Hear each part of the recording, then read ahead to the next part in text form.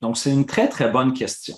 Ce qu'il faut savoir à la base, c'est que le cancer est caractérisé par des cellules qui se divisent rapidement. Et normalement, une chimiothérapie, c'est systémique. Et ça cible les cellules à division rapide, telles que les cellules cancéreuses, mais bien sûr d'autres cellules à division rapide, telles que les follicules pileux. Donc, la perte de poils et de cheveux, ça se produit parce que les cellules des follicules pileux se divisent aussi rapidement et ça les rend sensibles au traitement contre le cancer. Donc, c'est vraiment un effet courant de la chimiothérapie, un effet secondaire courant.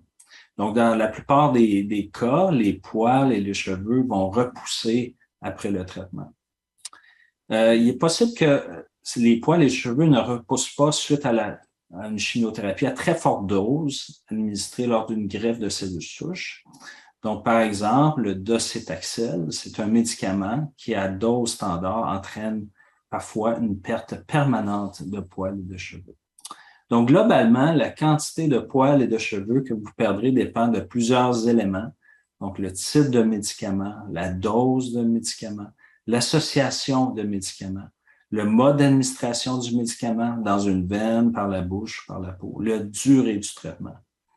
Et il existe plusieurs médicaments qui sont connus pour causer la perte de poils et de cheveux. Donc, par exemple, le docétaxel, la doxorubicine, l'étoposide et l'irinotecan.